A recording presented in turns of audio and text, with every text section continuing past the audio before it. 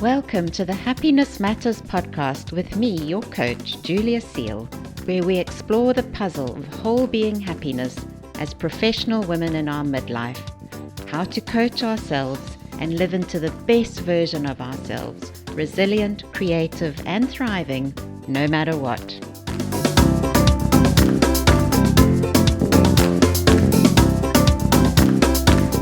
So hi everyone, today's a little bit different. It's a bonus episode of a lecture that I've done recently in my master's program. I think most of you know that I'm studying my master's in happiness studies, and so I thought you might enjoy this one.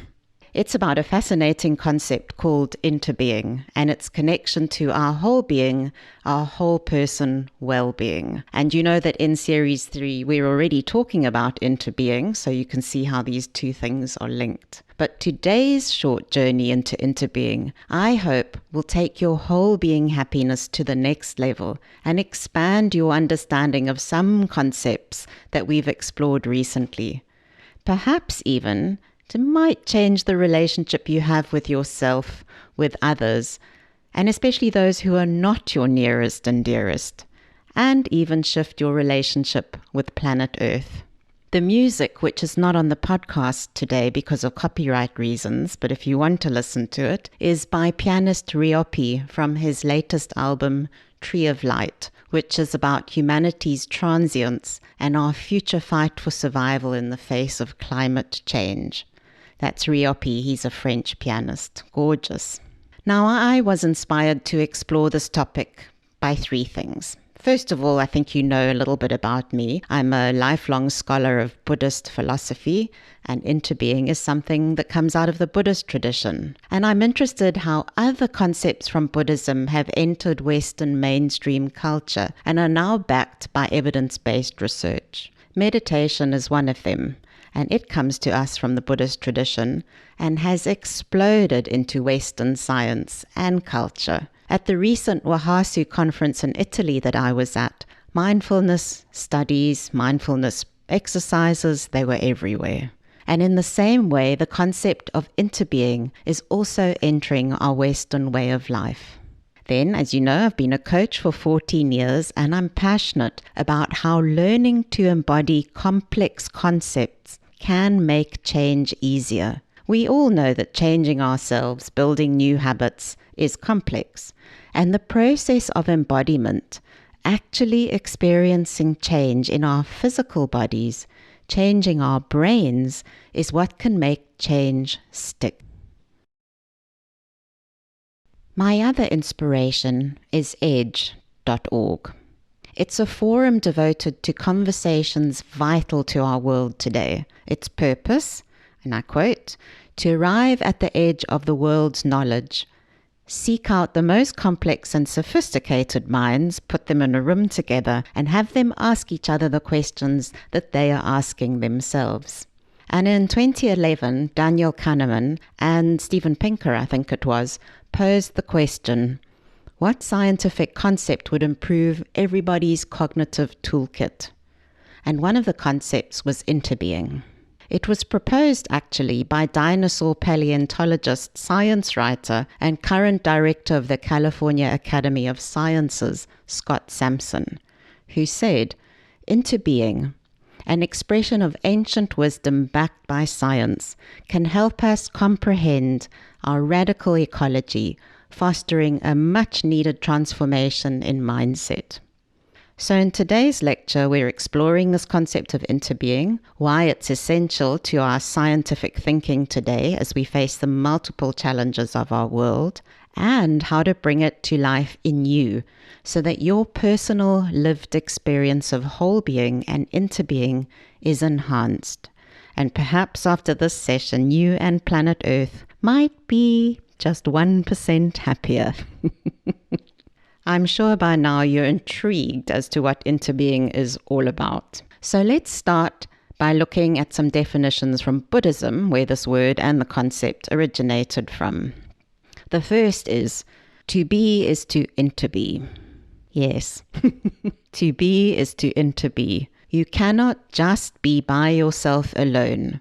You have to interbe with every other thing. The Buddha put it even more cryptically.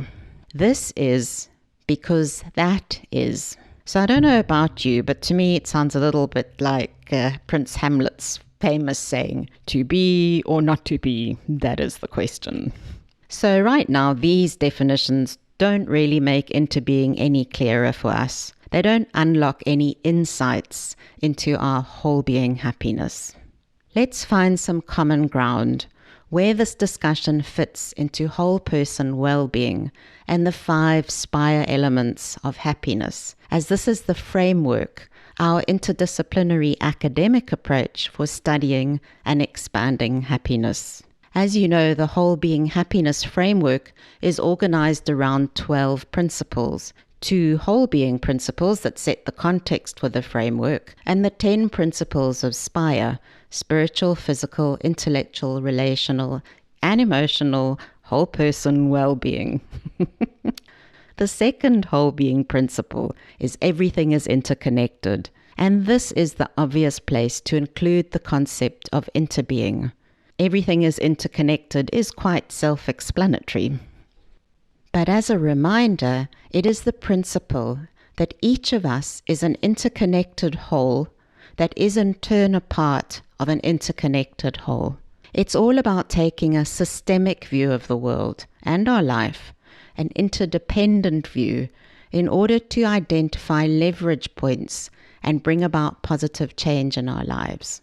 So the word interbeing hasn't quite made it into the formal dictionaries yet, but this view is supported by what you find when you ask Dr. Google for help, because the Urban Dictionary defines interbeing as to interdependently coexist, and Wiktionary as a state of connectedness and interdependence of all phenomena, or a being that is interconnected with others.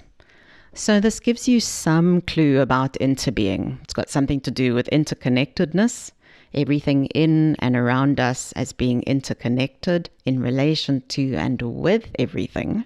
And as systems scientist and the man who made systems thinking popular, Peter Senge, said, we live in a world of extraordinary interdependence. Now, the idea of interconnectedness, interbeing, is a lot older than Western systems thinking. This really only came after World War II. Interbeing is at the heart of Buddhist philosophy, from the concept of dependent origination in the Heart Sutra to the inner penetration of all things in the Flower Garland Sutra. For more than 2,500 years, Buddhist scholars have been contemplating and debating concepts such as no self, no being, dependent origination, and emptiness, all of which are tied up in an understanding of interbeing. Now, one of the things I found fascinating when visiting India and Himachal Pradesh, where many Tibetans live in exile, was how much vigorous debate is part of the daily life of monks and nuns. I will never forget the sight of these tiny nuns arguing passionately, throwing out these huge alligator claps and laughing joyously, all while honing their critical thinking skills. The term interbeing itself was coined by Vietnamese Zen Buddhist monk Thich Nhat Hanh. You might already know him. He died only last year and was a spiritual leader, poet, and peace activist. And he's often referred to as the Western father of mindfulness. Thich Nhat Hanh, or Tay, as most people call him, had the ability to take difficult concepts and create ways for us to explore for ourselves the fundamental nature of reality, the nature of mind, the nature of happiness. I doubt any of us have learnt the art of Buddhist philosophical debate, and many of us weren't even taught how to think about or how to debate existential questions. It was his contemplation of the sunflowers growing in the French Dordogne region, where he lived in exile, that gave him a way to explain some of these concepts, in particular offering a way to explore interbeing, our interconnected whole being. So you might be saying to yourself, so why is interbeing important? By deeply connecting to our interbeing, our interconnectedness with other people and to every other living thing and planet Earth, Tay is inviting us to change who we are and how we are in the world.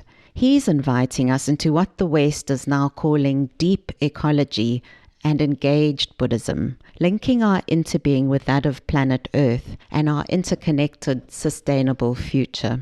Through contemplating our interbeing, we can change our mindset, our beliefs and our thoughts, and then shift our emotional states. By embodying interbeing physically, we can change our emotional state and our behaviors, the very way we show up in the world, and the kinds of relationships we create. So what he's inviting us into is more than just our thinking. It's a deeply personal experience, a head, heart, and body experience of whole-being happiness, where everything that we are is interconnected and interdependent, inter-is, with every single aspect of planet Earth. And that once we can connect to this embodied experience, everything about how we live our lives, how we pursue happiness, will shift towards whole-being interbeing. Our individual shift is on all levels of our being. Thoughts, emotions, and actions are what makes change happen in our world, and what will shift the way we are in our relationships with all beings, and how we are in our relationship to planet Earth. And this is what makes it such an essential concept, not just in happiness studies, but as part of the conversation we're having in the world, especially when you consider the interconnected nature of the United Nations 17 Sustainable Development Goals. These Sustainable Development Goals are a shared vision for peace and prosperity for people and the planet now and into the future, and are part of the 2030 Agenda for Sustainable Development adopted by the UN member states in, 2015. So interbeing is a critical way to tie these all together and to bring them to life on a macro and a micro individual level. So let's take up Tay's invitation to live into interbeing. Let's do an exercise together to experience interbeing with our heads, hearts, and bodies, a simple, guided contemplation meditation.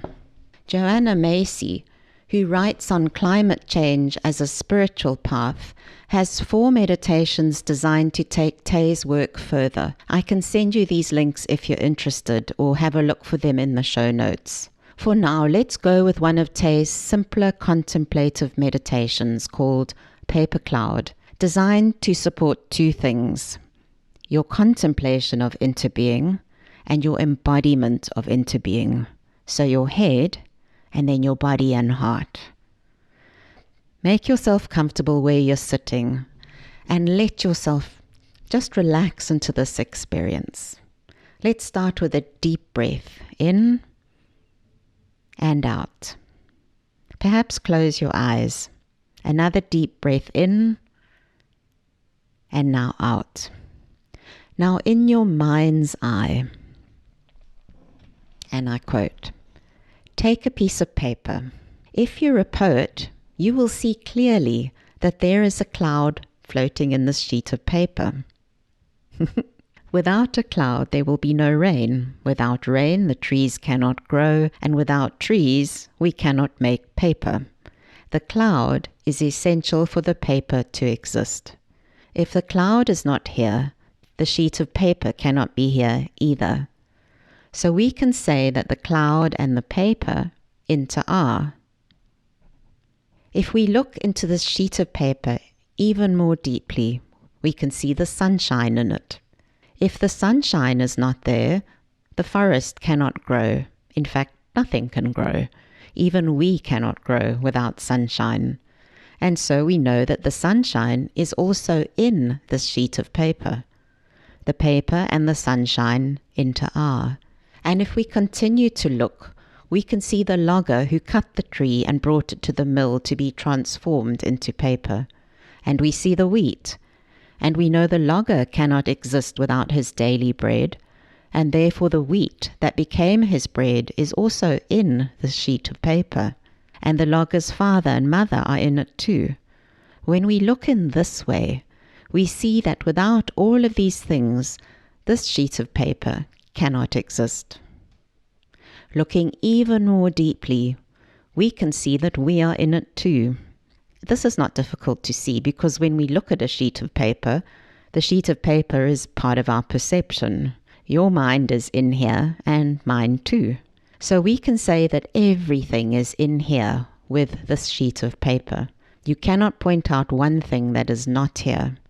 Time, space, the earth, the rain, the minerals in the soil, the sunshine, the cloud, the river, the heat, everything coexists with this sheet of paper. That is why I think the word interbe should be in the dictionary. To be is to interbe. You cannot just be by yourself alone. You have to interbe with every other thing. The sheet of paper is because everything else is. Suppose we try to return one of the elements to its source. Suppose we return the sunshine to the sun. Do you think that the sheet of paper is possible? No, without sunshine nothing can be.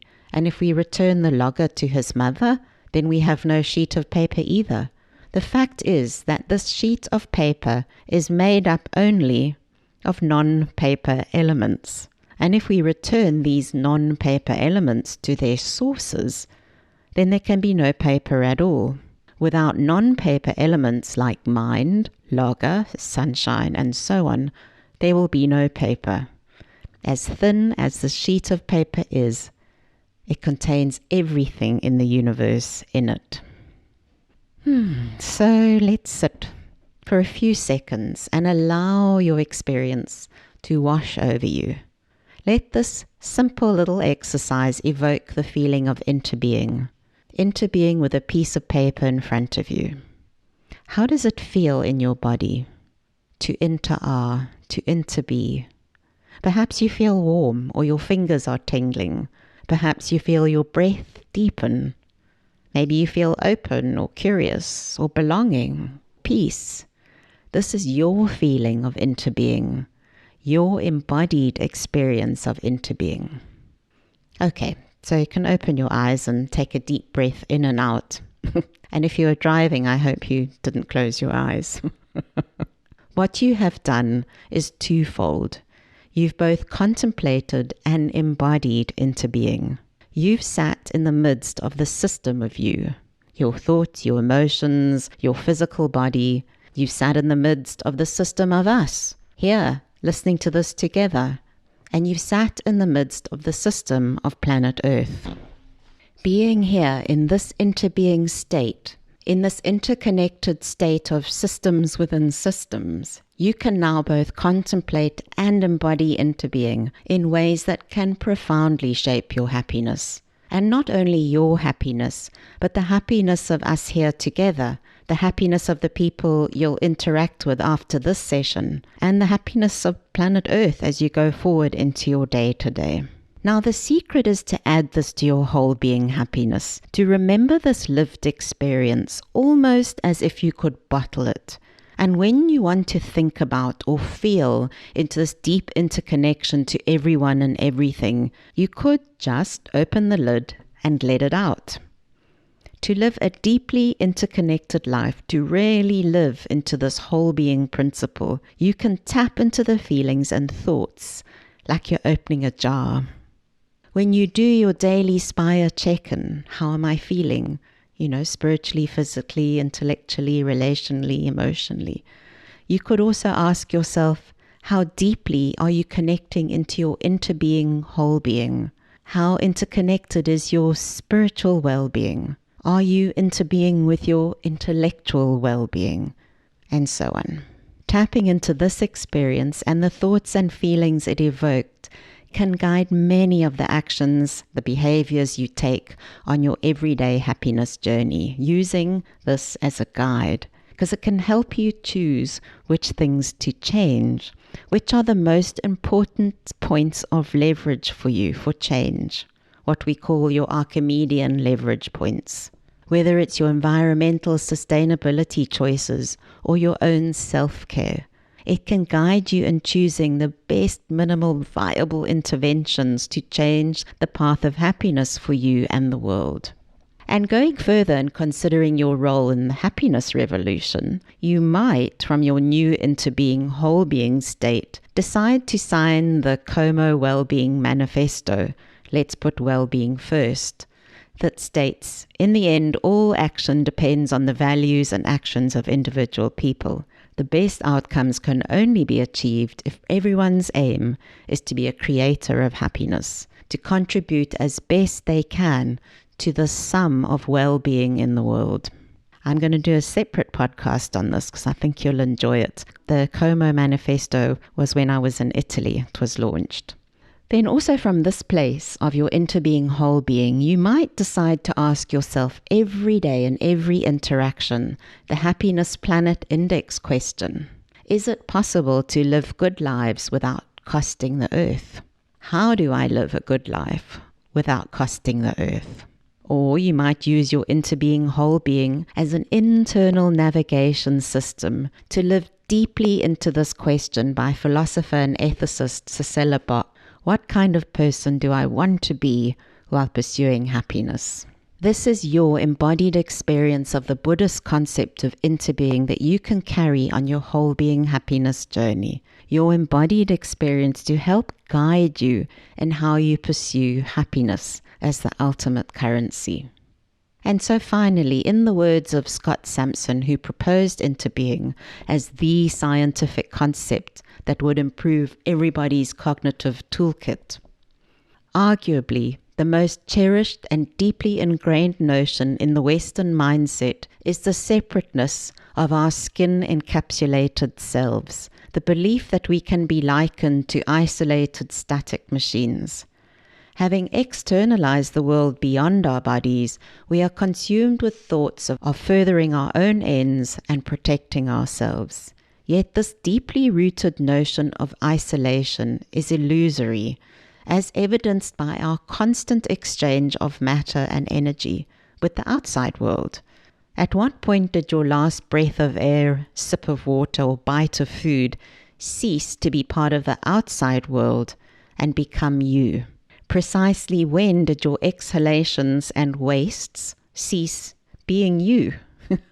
Our skin is as much permeable membrane as barrier, so much so that like a whirlpool, it is difficult to discern where you end and the remainder of the world begins. He goes on to say that interbeing might sound like profound wisdom or New Age mumbo-jumbo, and I would like to propose that interbeing is a robust scientific fact, at least in so much as such things exist, and further that this concept is exceptionally critical and timely. So my friends, I hope you've enjoyed my little lecture today and that you found the exploration, the contemplation and embodiment of interbeing useful to take with you forward into your life and your happiness journey. So thanks for listening, and I think the next episode will be a short one on what I discovered in Italy when I was at the World Happiness Summit. Bye for now and take very good care of yourselves.